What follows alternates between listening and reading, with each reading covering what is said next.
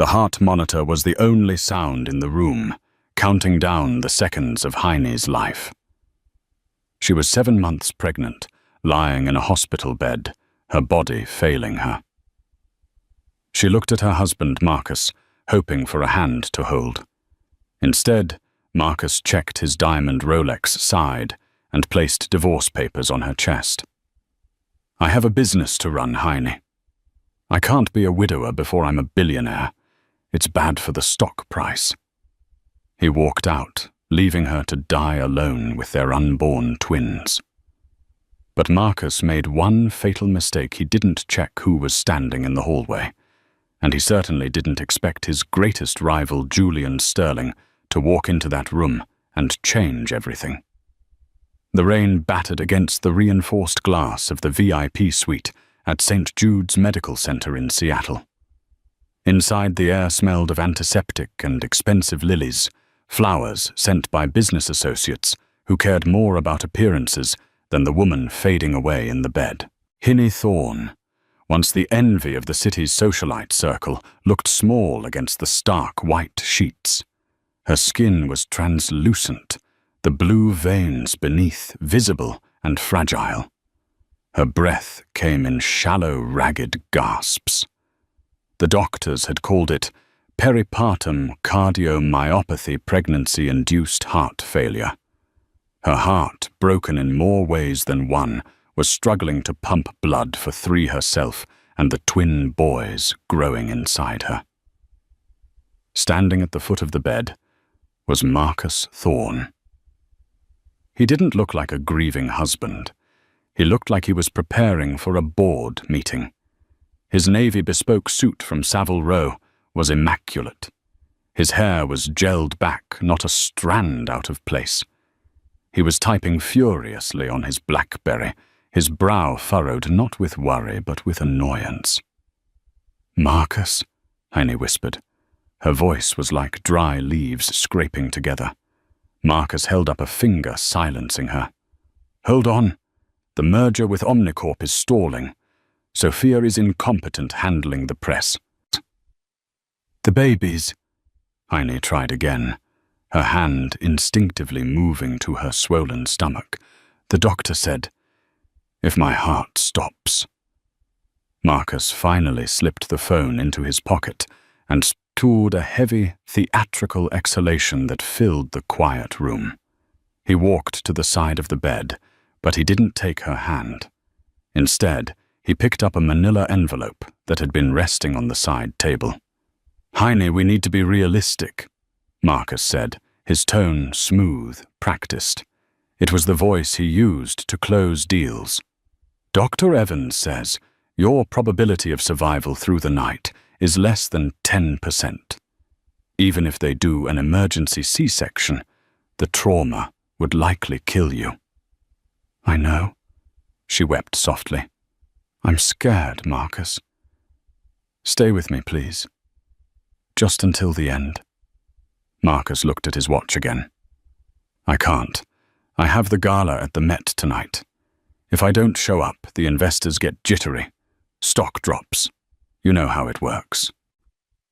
Hinnie stared at him, the realization hitting her harder than the heart failure. "You're leaving now." "I'm not just leaving, Heine. I'm securing my future." He tapped the envelope on her chest. "These are divorce papers, signed and notarized." Heine felt a sharp pain in her chest, sharper than the disease. "What?" "It's purely strategic," Marcus said, coldly adjusting his silk tie. "If you die as my wife, your medical debt and the complications with your family's estate attach to me. It's messy. If we are divorced, I am legally clear. I've already spoken to the hospital board. They won't kick you out, but I've removed my credit cards from the file, effective midnight." "And the children?" Heine gasped, tears streaming down her face. "Your sons?" Marcus's face twisted in a sneer of distaste.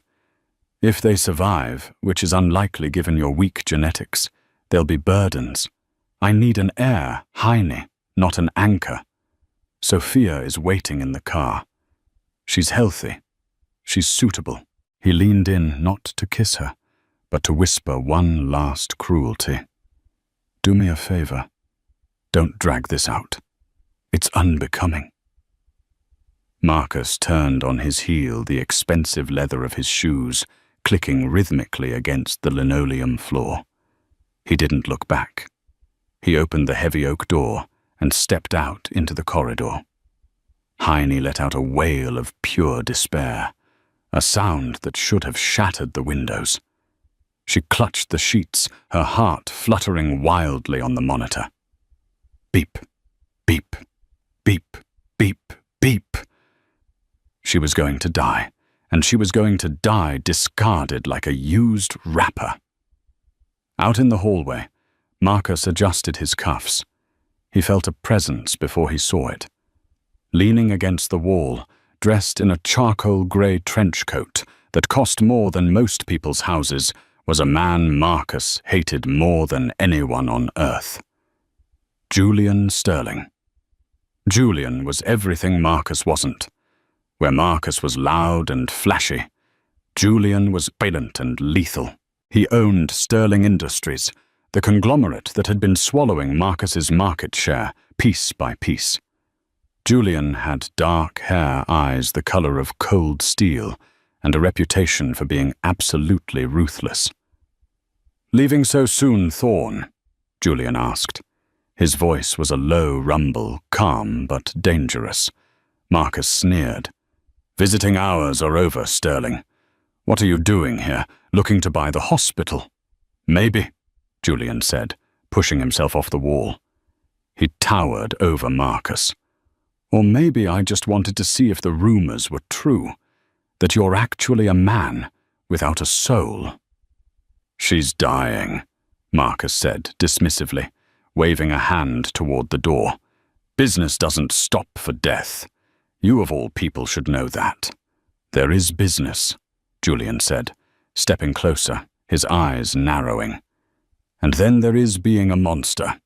You just served divorce papers to a woman on her deathbed. How do you—" Marcus started, then scoffed. "Spying on me. It doesn't matter. She's history. The twins won't make it. I'm cutting my losses. Now, if you'll excuse me, I have a gala to attend. Try not to catch whatever weakness she has." Marcus shouldered past Julian and headed for the elevators. He felt light, unburdened. He was free. Julian watched him go. He waited until the elevator doors dinged and closed. Then the cold, ruthless mask dropped from Julian Sterling's face. For the first time in years, he looked terrified. He turned and pushed open the door to Heine's room. The alarms were blaring. Nurses were rushing in. "Code Blue!" a nurse shouted. "Her pressure is bottoming out!" Julian didn't wait for permission. He strode into the room, his presence commanding the chaos to halt for a split second. He moved to the bedside, grabbing Heine's cold, trembling hand. "Heine," Julian said, his voice breaking. "Heine, look at me." Her eyes fluttered open. They were glassy, unfocused. She saw the dark figure and flinched. "Marcus?" "No," Julian said firmly. "It's Julian.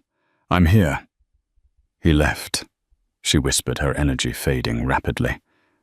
"He left us." "I know," Julian said, gripping her hand tighter. "But I haven't, and I never will." He turned to the lead doctor, Dr. Evans, who was preparing a defibrillator. "Stop." "Sir, you need to leave. She is crashing," Dr. Evans yelled. "I said stop." Julian roared the authority in his voice, silencing the room. "She doesn't need a shock. She needs a transfer. My helicopter is on the roof. I have Dr. Alistair Kane from Zurich on video call right now. We are moving her to the Sterling Private Institute." "She won't survive the transport," the nurse argued. Julian looked down at Heine. Her eyes were closing. He leaned close to her ear. Heine, listen to me. You have to fight. Not for Marcus, for the twins, and for me. I made a promise to your father before he died that I would watch over you. I failed once. I won't fail tonight. Heine's heart monitor slowed to a dangerous rhythm. Beep, beep. Do it, Julian ordered the medical team. Move her. If she dies, this hospital closes tomorrow. The world believed Hinnie Thorne died that night at St. Jude's. The obituary was brief paid for by Marcus's assistant. It stated that Heine had passed away from unforeseen complications and that the funeral would be private. In reality, there was no funeral. There was no body. Marcus, consumed by his merger and his new life with Sophia, didn't even bother to ask for the death certificate. He assumed the hospital had handled the disposal. He was too busy drinking champagne at the Met Gala, celebrating his new bachelor status and the 15% hike in his stock value. But 4,000 miles away, in a secluded state-of-the-art medical facility, nestled in the snowy peaks of the Swiss Alps, a battle was raging. It had been 3 weeks since the night at the hospital. Julian Sterling stood behind the observation glass, his arms crossed, his eyes rimmed with red. He hadn't slept properly in 20 days. She is stabilizing Mr. Sterling, Dr. Alistair Kane said, walking up beside him. Kane was the best cardiologist in the world, a man Julian paid $10 million a year to keep on retainer. And the twins? Julian asked, his gaze never leaving the figure in the bed, hooked up to a maze of machines. Miraculously, they are holding on, Kane said, checking his chart. We have her on a specialized ECMO machine that is supporting her heart and lungs, allowing the babies to grow without draining her remaining energy. But we have to deliver them soon. Tomorrow via C-section. It's risky. Do whatever it takes, Julian said. Save them all. I don't care what it costs. The next morning was the longest of Julian's life. He sat in the waiting room of his own private clinic, the silence of the mountains deafening.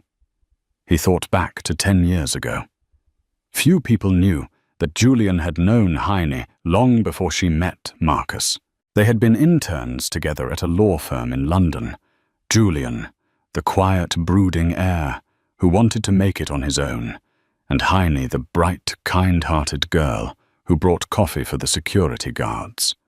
He had loved her then silently, but he had been called back to New York to save his father's company, and by the time he returned, she had fallen for the charismatic, charming Marcus Thorne. Julian had stepped back. He thought Marcus would make her happy. He had been wrong. The double doors swung open. Dr. Kane stepped out, pulling off a surgical mask. He looked exhausted. Julian stood up, his heart hammering against his ribs. Well? Dr. Kane smiled. A genuine, tired smile. 2 boys, premature but fighters. They are in the NICU. And Heine. She flatlined twice on the table. Kane admitted gravely. Julian's blood ran cold. But we brought her back. She's in a coma, Julian. Her heart is very weak. She may never wake up. And if she does, the road to recovery will be years, not months. She'll wake up, Julian said, his voice filled with absolute conviction. I'll wait.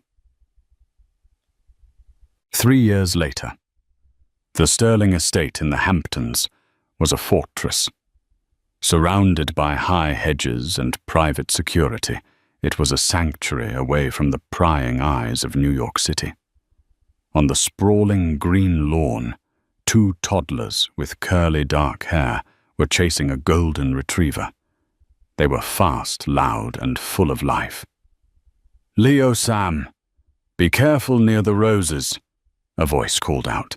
Heine sat on the patio, a cashmere blanket draped over her legs. She looked different than the dying woman in the hospital. Her cheeks had color, her eyes were bright, but there was a new steeliness in her gaze. The softness of her youth had been replaced by the resilience of a survivor. She sipped her herbal tea, watching her sons, Leo and Sam. They had Marcus's dark hair, but they had her eyes. And they had Julian's protection.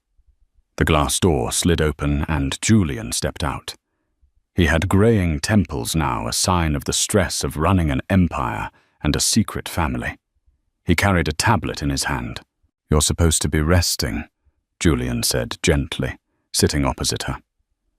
"I rested for a year in a coma, Julian. I'm done resting," Hinny replied, offering him a small smile. "Is that the report?" Julian nodded.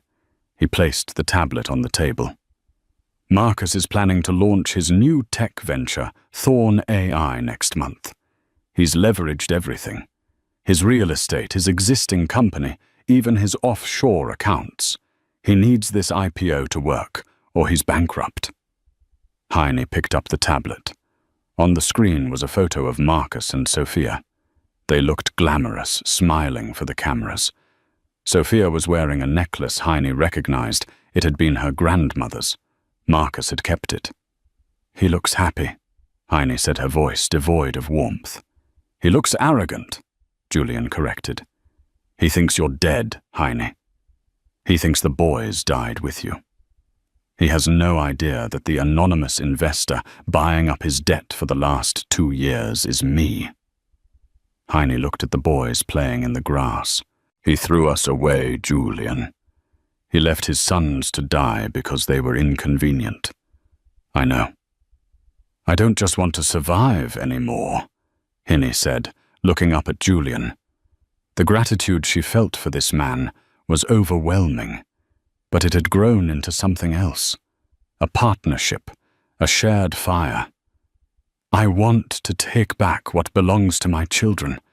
I want to destroy him."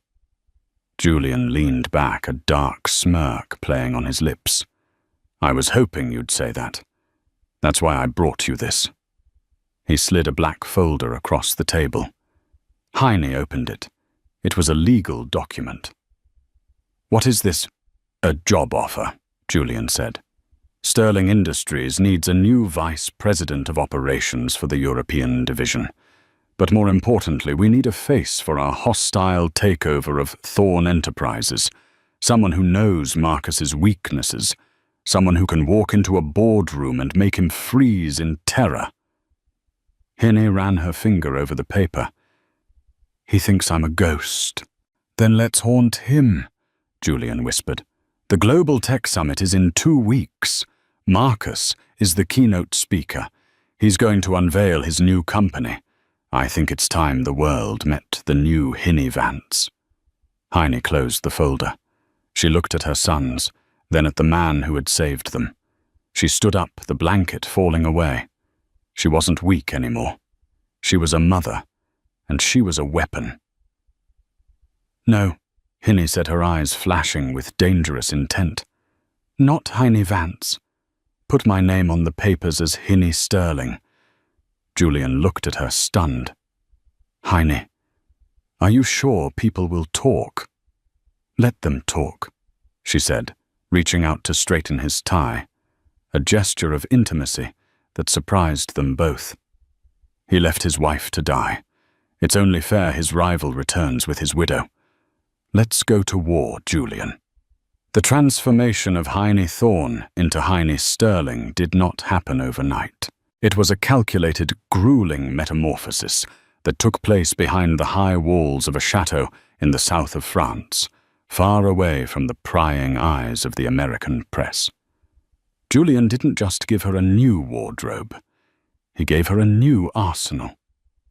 "Marcus plays dirty," Julian told her one evening in the library, pouring 2 glasses of aged cognac. "He uses leverage, blackmail, and media manipulation.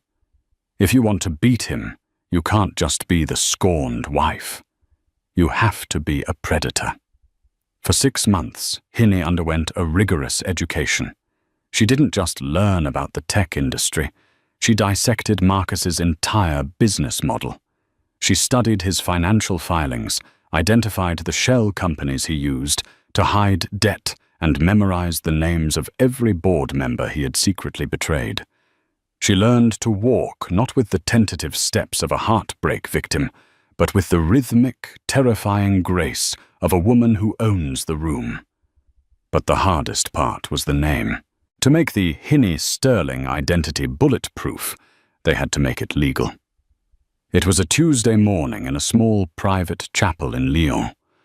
No guests, just a judge and 2 witnesses. Hinney wore a simple white suit, sharp and tailored. Julian wore black. "This is strictly for protection," Julian said, as they stood before the officiant.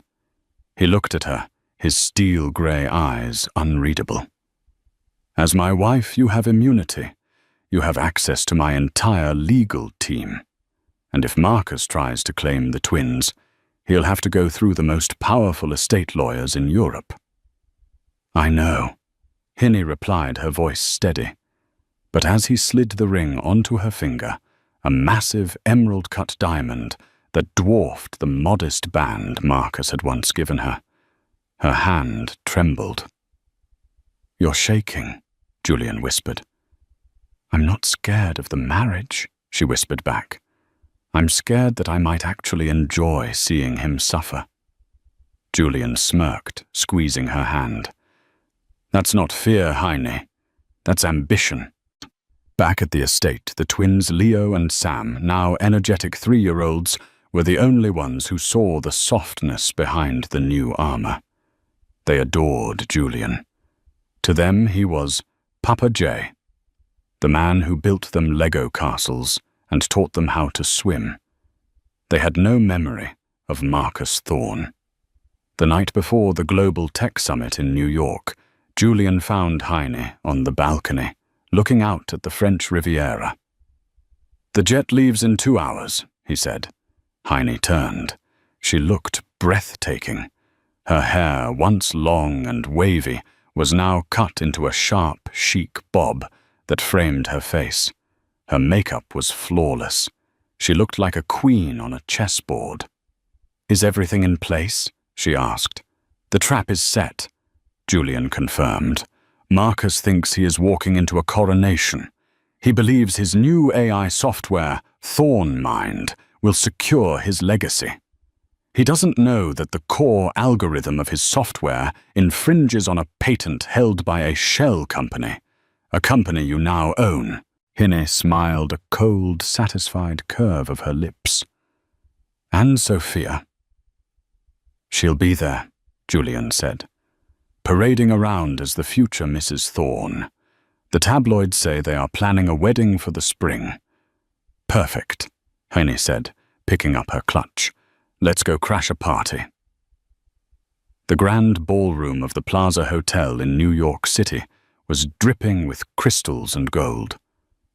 This was the event of the decade. Every tech giant, venture capitalist, and media mogul was in attendance. The air buzzed with the hum of billions of dollars in net worth. At the center of it all was Marcus Thorne. He looked older than he had 3 years ago.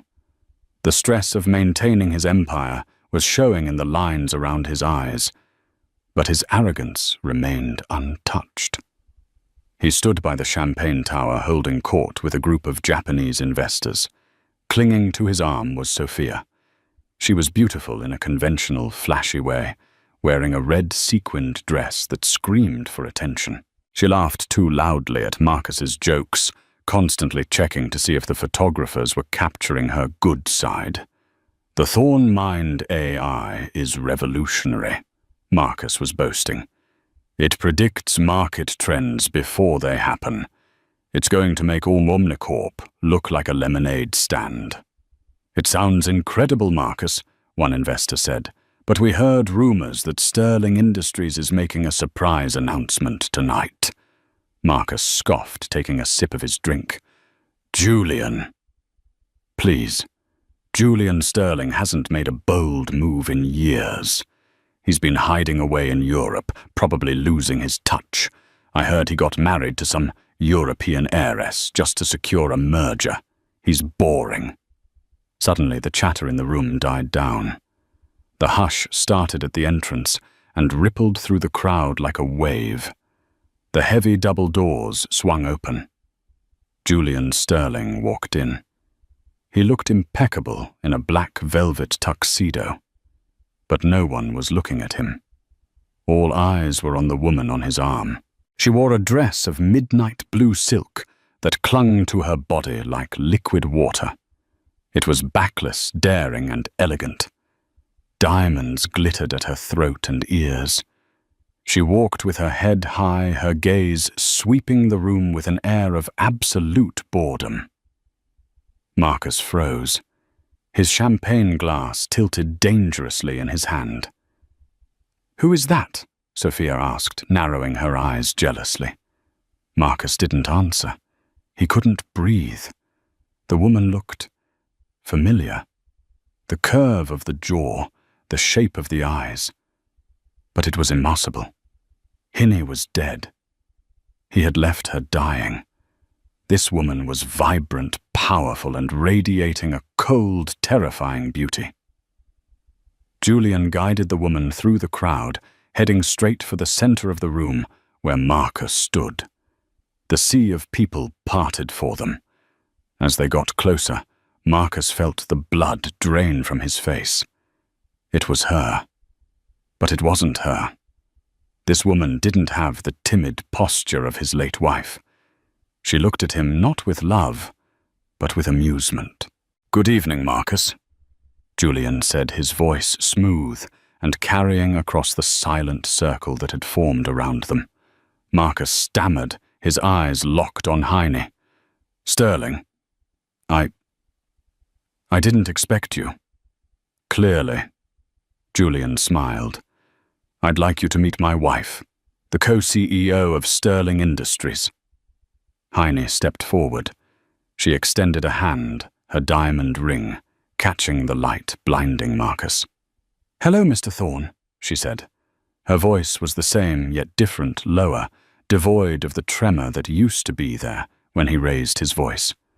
"I've heard so much about you." Marcus stared at her hand. He didn't take it. "Heine," he whispered, his voice barely audible. Sophia gasped. "Heine, your dead wife. Don't be ridiculous." Hinnie laughed, a light, airy sound that sent shivers down Marcus's spine. "My name is Heine Sterling. I'm afraid you have me confused with someone else, though I'm told I have a common face." She withdrew her hand, dismissing him. "Julian tells me you're presenting some new software tonight. Thorn Mind. How quaint." Marcus felt like the room was spinning.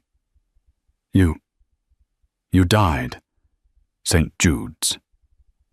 The heart failure." "Mr. Thorne seems unwell," Hinnie said to the crowd, raising an eyebrow.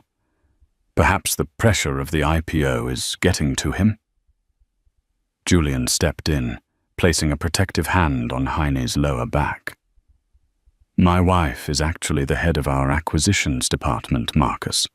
In fact, she's the one who authorized the purchase of the debt on your Seattle manufacturing plant last week." Marcus's head snapped up. "What, you bought my debt?"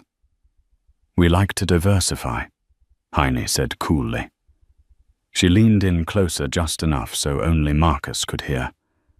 The scent of her perfume hit him. It was the same scent Hinnie used to wear. Jasmine and vanilla.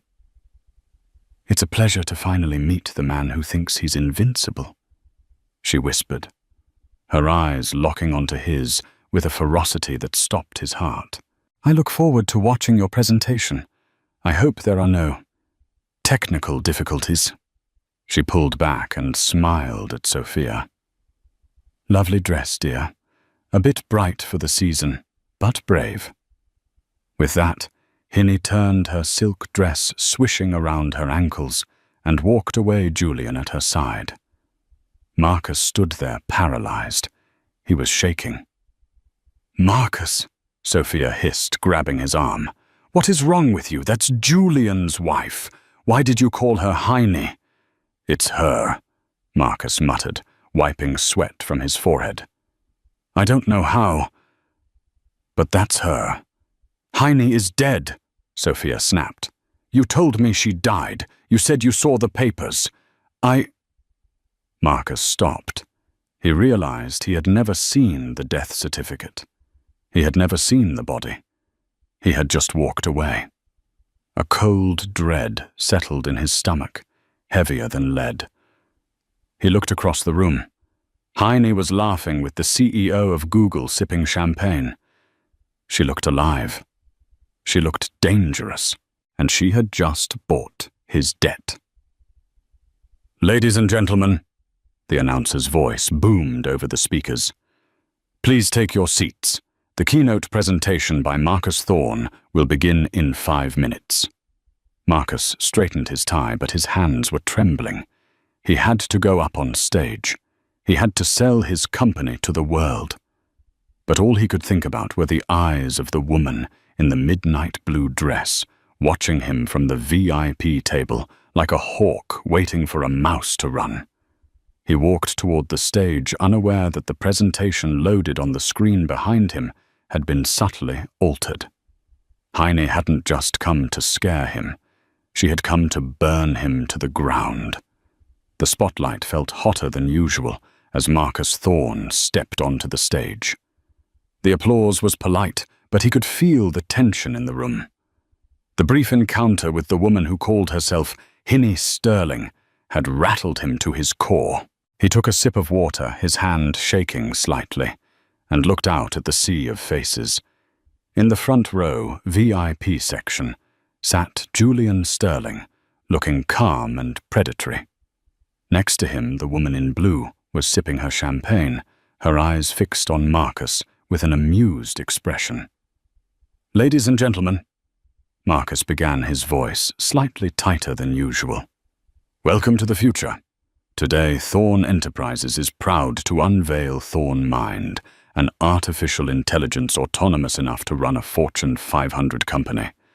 He clicked the remote presenter in his hand. The massive screen behind him lit up with impressive graphics of soaring stock arrows and complex data streams.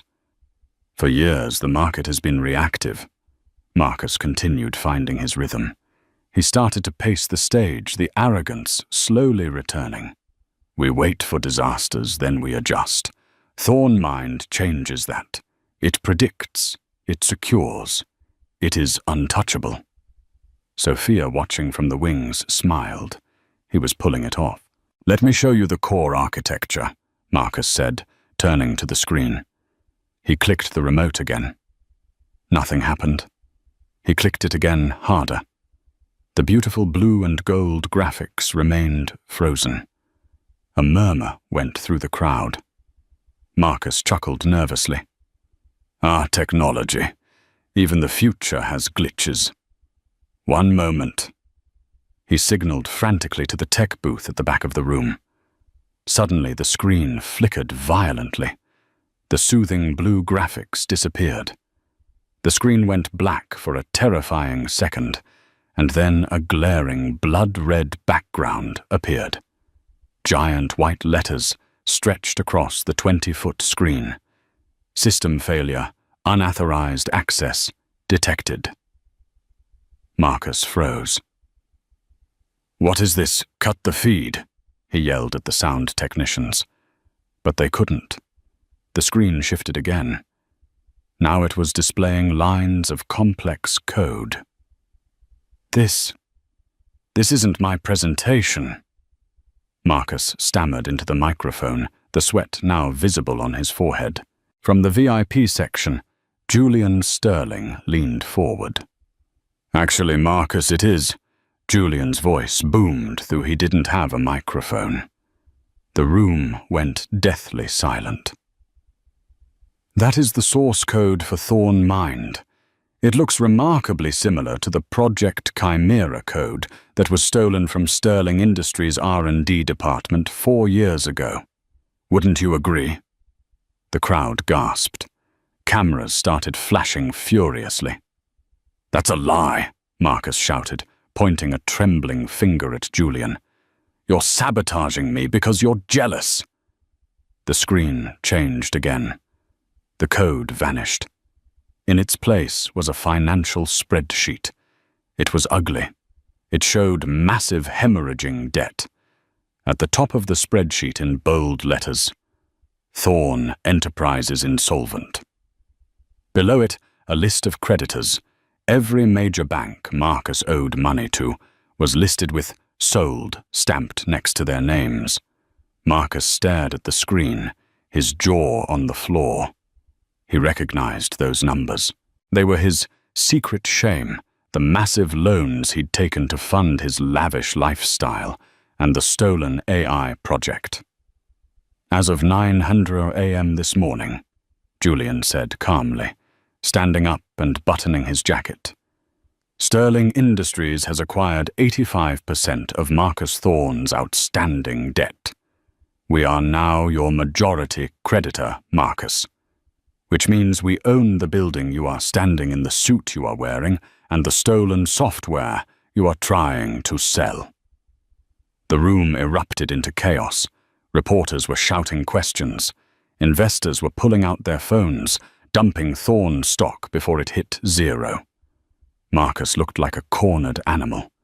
He looked towards Sophia in the wings for support, but she was already backing away, a look of absolute disgust on her face. Then the woman in blue stood up, Hinnie. She didn't shout. She just waited. The aura of command she radiated was so strong that the room quieted down just to hear what she would say. A stagehand, mesmerized, handed her a microphone. She walked slowly toward the edge of the stage, looking up at the man she had once adored. You said your AI predicts the future. Marcus, Hinnie said, her voice magnified through the speakers, smooth as silk but cold as ice. Did it predict this? Marcus stared down at her, his world collapsing. He was bankrupt, he was exposed as a thief, and the ghost of his dead wife was leading the execution. Who are you? He whispered into his lapel mic, the sound echoing tragically through the hall.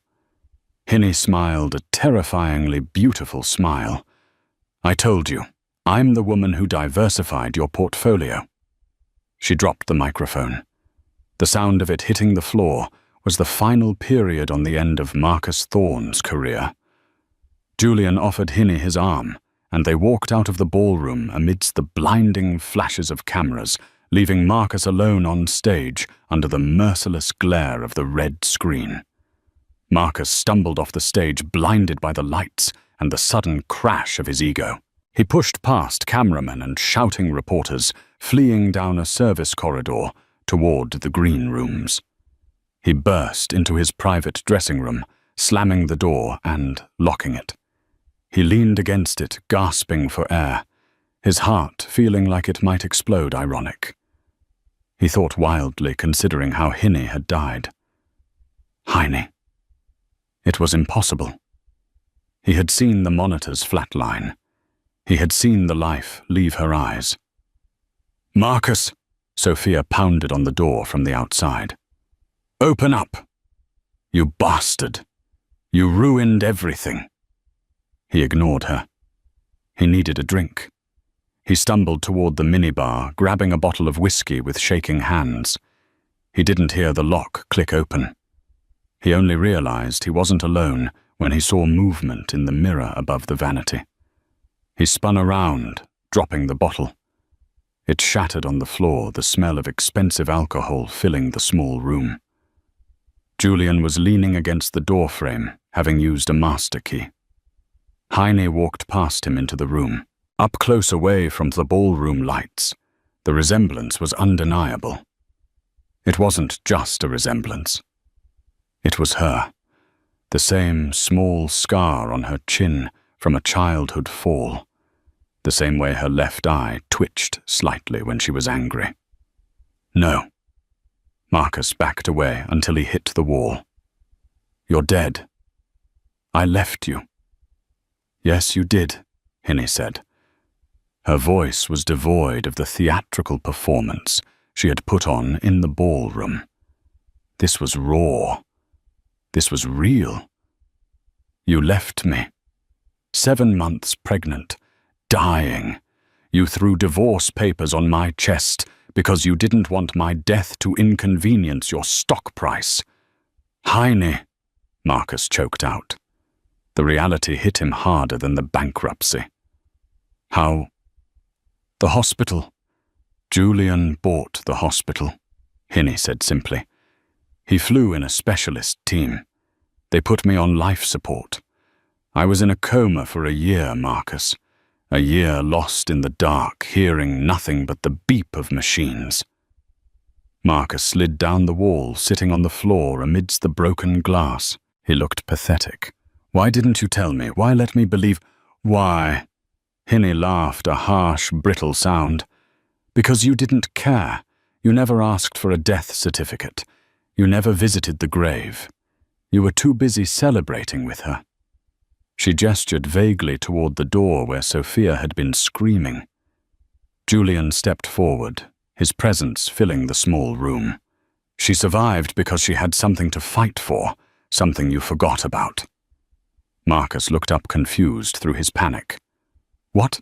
Hinnie reached into her small clutch purse. She pulled out her smartphone and tapped the screen. She turned the phone around and held it out to Marcus. On the screen was a professional photograph. It showed 2 identical little boys about 3 years old, laughing as they played in fall leaves. They had dark, curly hair and bright, intelligent eyes. They looked exactly like Marcus did in his own baby photos. Marcus stared at the phone. His breath hitched. He reached out a trembling hand to touch the screen, but Hinnie pulled it back sharply. "They're alive," Marcus whispered. Tears finally spilling from his eyes. Tears of shock, not redemption. "Their names are Leo and Sam," Hinnie said, her voice thick with emotion for the first time all night. "They were born via emergency C-section while I was on life support. They were 2 pounds each. Julian sat by their incubators every single night for 4 months while I lay in a coma next door." She glared down at Marcus with pure hatred. "You didn't just leave me to die, Marcus. You left them. Your sons." The weight of it crushed him. He had wanted an heir more than anything. And he had 2. Perfect, healthy sons. And they didn't even know he existed. "I want to see them," Marcus pleaded, trying to stand up. "Heine, please. They're my boys. I have rights." Julian moved incredibly fast. He grabbed Marcus by the lapels of his ruined tuxedo and slammed him back against the wall. "You have nothing," Julian snarled, his usual calm demeanor shattering. "You gave up your rights when you signed those divorce papers on her deathbed. You gave up your rights when you didn't bother to check if your children survived. I am their father on every piece of paper that matters. They call me Dad. To them, you are a stranger." Julian shoved him away with disgust. Hinnie stepped closer, looking down at the broken man on the floor. The man she had once loved enough to die for. "You wanted to be a billionaire, Marcus," Heine said quietly. "Now you're bankrupt. You wanted a trophy wife. Now she's leaving you. You wanted heirs. Now someone else is raising them." She turned away, unable to look at him any longer. "We're done here, Julian. Let the lawyers handle the rest." As they reached the door, Hinnie turned back one last time. "Oh, and Marcus' happy anniversary. Today would have been 5 years." They walked out, leaving the door open. Outside, the flashing lights of the paparazzi were waiting for the fallen king. The fall of Marcus Thorne did not happen in silence. It was a deafening, chaotic crash that echoed through every financial district in the world. But for Marcus, the noise stopped the moment the door to his dressing room clicked shut, leaving him alone with the wreckage of his life. The 48 hours following the global tech summit were a blur of flashing lights and aggressive shouting. He didn't leave the Plaza Hotel via the front entrance in a limousine. He was escorted out the back service exit by his lawyer, shielding his face from the paparazzi who were baying for blood. The headlines were already printed. Thorn of lies, the bankruptcy of the century, the billionaire who stole the future. But the true humiliation began when he returned to the penthouse he could no longer afford. He found Sophia in the master bedroom. She wasn't crying. She wasn't pacing. She was packing. 4 Louis Vuitton trunks were open on the bed, filled with jewelry designer bags and the couture dresses he had bought her. "Sophia?" Marcus asked, his voice hoarse. He loosened his tie, the fabric feeling like a noose. "The lawyers say we can fight this. It's a setback, but if we liquidate the offshore accounts—" Sophia snapped a suitcase shut with a sharp click that sounded like a gunshot. She turned to him, her eyes cold and calculating. There was no love there. There never had it been. There was only an appraisal of value, and Marcus's stock had just hit 0. "There is no we, Marcus," she said, picking up her phone to check her Uber Black status. "I read the filing. Julian Sterling owns 85% of your debt. He owns this apartment. He owns the furniture. He probably owns the shirt on your back. You're not a billionaire anymore. You're a liability." "I did this for us," Marcus shouted, desperation clawing at his throat. "I wanted to give you the world. You gave me a fraud," she spat back, brushing past him. She paused at the door, looking him up and down with a sneer of absolute disgust. "I can deal with a ruthless man, Marcus. I can't deal with a loser. Don't call me." The door slammed. The silence that followed was heavy and suffocating. Marcus walked to the window, looking out at the city lights of Manhattan. Usually this view made him feel like a god. Now the city looked like a beast that had chewed him up and spat him out. 6 months later. The dismantling of the Thorn Empire was clinical and brutal. The auction was held on a Tuesday. Marcus wasn't allowed to attend, but he watched the live stream from the small, cramped studio apartment he was renting in Queens. He watched as the gavel banged down, selling his life piece by piece. His bespoke suits sold for pennies on the dollar. His vintage Ferrari collection sold to a collector in Dubai. The Patek Philippe watch he had been wearing when he served Heine divorce papers sold. But the cruelest twist came when the auctioneer announced the sale of the Thorn estate in the Hamptons. It was Marcus's pride and joy. "Sold," the auctioneer droned, "to Sterling Industries for land redevelopment." Marcus turned off the laptop. He sat in the dark, the glow of the streetlights filtering through the cheap blinds. He reached for a bottle of whiskey, but his hand stopped. He couldn't even afford the good stuff anymore. He was drinking bottom-shelf liquor that burned his throat and did nothing to numb the memories. He thought of the hospital room, the steady beep, beep, beep of the monitor. He thought of Hinnie's pale hand reaching for him. He thought of the twins, his twins. He had spent the last 6 months dealing with prosecutors and plea deals. His lawyer, a court-appointed defender, because he could no longer afford his shark legal team, had been blunt. "Plead guilty to securities fraud and grand larceny," the defender had said. "You get 5 years in minimum security, followed by 10 years of probation. You are pulled from serving as an officer of any public company for life. If you fight it, Julian Sterling's lawyers will bury you for 30 years. Marcus had signed the plea deal. He was due to surrender to the authorities at Rikers Island in 24 hours. He had 1 day left of freedom, and there was only one place he wanted to go.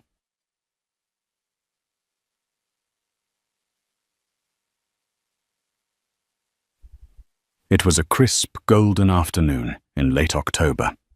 Central Park was ablaze with color burnt orange, deep crimson, and vibrant yellow leaves carpeted the grass. The air was biting a signal that winter was coming. Hinnie Sterling sat on a wrought iron bench near the great lawn. She was wrapped in a camel hair coat that looked soft and warm. A cashmere scarf was wound loosely around her neck. She looked radiant, not just wealthy, but healthy. Her skin glowed, her eyes were bright, and she held a cup of steaming hot chocolate in gloved hands. She was laughing. It was a genuine, throaty laugh that threw her head back. Next to her sat Julian. He wasn't wearing a suit today. He was wearing dark jeans and a navy wool sweater, looking rugged and relaxed. He had one arm draped protectively along the back of the bench behind Heine. But Marcus, hiding behind the thick trunk of an old oak tree 50 yards away, wasn't looking at them. He was looking at the boys. Leo and Sam were 4 years old now. They were bundles of boundless energy dressed in matching puffy vests and denim jeans. They were kicking a soccer ball back and forth, their little legs pumping furiously as they ran through the piles of leaves. They were beautiful. Leo had Marcus's nose. Sam had his chin. But their eyes were all Hinnie. "Pass it to me, Sam," Leo shouted, his voice high and clear. "I'm trying," Sam yelled back, tripping over his own feet and tumbling into a heap of leaves. Marcus took an involuntary step forward from behind the tree. His instinct was to rush over to pick the boy up, to brush the dirt off his knees. He wanted to say, "I'm your father. I'm the one who gave you life." But then he saw Julian move. Before Sam could even start to cry, Julian was there. He had moved with a speed that spoke of constant vigilance. He scooped Sam up effortlessly, swinging him into the air. "Whoa there, champion." Julian grinned. "Did the ground attack you?" Sam giggled, wrapping his small arms around Julian's neck. "The leaves are slippery, Papa J. Papa J." The name hit Marcus like a physical blow to the chest. It winded him. He grabbed the rough bark of the oak tree to steady himself. "Papa." Julian brushed the leaves off Sam's jacket and set him down, ruffling his dark curls. "Go on. Mom is watching. Show her that goal." Marcus watched as the boys ran back to the game, glancing at Julian for approval every few seconds. They didn't know who Marcus was. To them, he was invisible. He was a biological necessity that had ceased to exist the moment he walked out of that hospital room. Heine was watching the boys, but suddenly her gaze shifted. She felt eyes on her. A mother's intuition. She looked across the park, scanning the tree line. Her eyes stopped on the oak tree. Marcus froze. He wanted to run, but his feet were lead. He stepped out from the shadow, fully revealing himself. He looked a wreck. He was unshaven, his face gaunt and hollow. He wore a cheap windbreaker that didn't fit right, and a baseball cap pulled low to hide his shame. He held a plastic bag containing his meager lunch. Their eyes met across the 50 yards of manicured grass. For a moment, the sounds of the park, the laughter of children, the distant traffic, the rustling leaves seemed to fade away. It was just the two of them, the woman who had died and come back to life, and the man who had lived only to lose everything. Marcus waited for her anger. He expected her to scream, to call the police, to point at him and laugh. He deserved it. But Hinnie didn't scream. She didn't look angry. She looked pitying. She looked at him the way one looks at a ghost or a tragedy on the news. Sad, but distant. Julian noticed her stillness. "Heine." "What is it?" Henny didn't look away from Marcus. He's here. Julian turned. His body instantly tensed. He stood up, placing himself physically between Heine and the distant figure of Marcus. It was a primal gesture, the alpha protecting his pack. "I'll call security," Julian said, his voice low and dangerous. "He's violating the restraining order." Heine reached out and took Julian's hand. "No, don't." "Heine, he—" "Look at him, Julian," she said softly. "Look at him." Julian paused. He looked at his former rival. He saw the cheap clothes, the slump of the shoulders, the plastic bag. He saw a man who had been stripped to the bone. "He's suffering," Julian muttered. "He's realizing," Heine corrected. "Let him watch. Let him see exactly what he traded for a stock price." Marcus stood there, trembling. He saw them talking. He saw the unity between them. He realized that Julian hadn't just taken his wife. He had healed her. He hadn't just taken his sons. He was raising them to be men Marcus never could have been. Leo, the more curious of the twins, stopped chasing the ball. He noticed the adults staring. He looked toward the tree. The little boy squinted. He took a few steps toward Marcus. Marcus's heart hammered against his ribs. "This is it," he thought wildly. "Blood calls to blood. He knows me." Marcus took a hesitant step forward. He raised a hand, a weak, trembling wave. A tear leaked out of his eye and trailed down his dirty cheek. "Hi," Marcus whispered, though the boy couldn't hear him. Leo tilted his head. He looked at the strange, sad man in the funny hat. Then the boy turned around and ran back to Julian. "Papa," Leo chirped, tugging on Julian's sweater. "Who is that man? Why is he crying?" Marcus held his breath. He waited for Julian to say, "That's your father." He waited for the truth that would shatter their world. Julian looked at Marcus one last time. There was no triumph in Julian's eyes anymore. The war was over. There was no need to crush a bug that was already stepped on. Julian knelt down to Leo's eye level. He smoothed the boy's hair back. "That," Julian said softly, his voice carrying on the wind just enough for Marcus to hear. "That's just a stranger, Leo. Just a sad stranger. Just a stranger." The words severed the last thread holding Marcus together. "Oh," Leo said, losing interest immediately. "Can we get a pretzel? I'm hungry." "Yes," Heine said, standing up and wrapping her arm around Julian's waist. "Let's get pretzels. Then we'll go home and watch a movie." "Yay!" The boys cheered. Marcus watched them turn their backs on him. He watched Julian pick up Sam. He watched Heine hold Leo's hand. They walked away down the winding path, bathed in the golden light of the setting sun. They looked like a painting of the perfect family. They didn't look back. Not once. Marcus stood alone in the darkening shadow of the tree. The wind picked up, cutting through his thin jacket, biting into his skin. The plastic bag in his hand rustled. He looked down at his hands. They were empty. He had spent his life grasping for gold, for power, for legacy. He had clenched his fists so tight around his ambition that he had crushed the only things that actually mattered. He sank to his knees on the cold, hard ground. "I'm sorry," he whispered to the empty air. "Heine, I'm sorry." But there was no one to hear him. The park was emptying out. The sun had set on Marcus Thorne. He stayed there until the street lights flickered on, casting long, distorted shadows across the grass.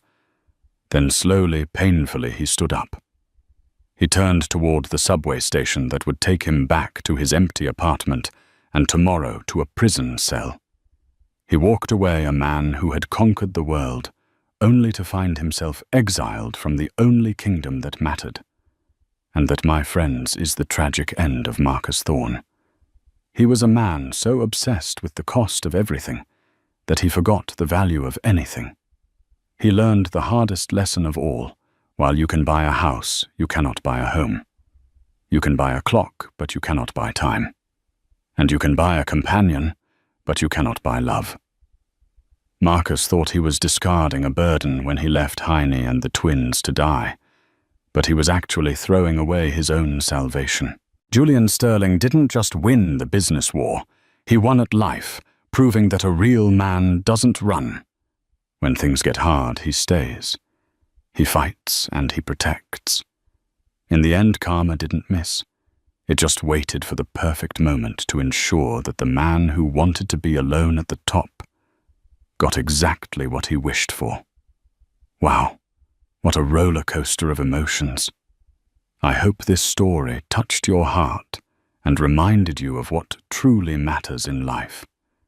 If you enjoyed this story and want to see more dramatic tales of betrayal, revenge, and sweet redemption, please smash that like button. It really helps the channel grow. What would you have done if you were in Julian's shoes? Would you have saved your rival's wife? Let me know in the comments below. And don't forget to subscribe and hit the notification bell so you never miss a new story. We upload brand new dramas every single day. Thanks for listening, and I'll see you in the next video.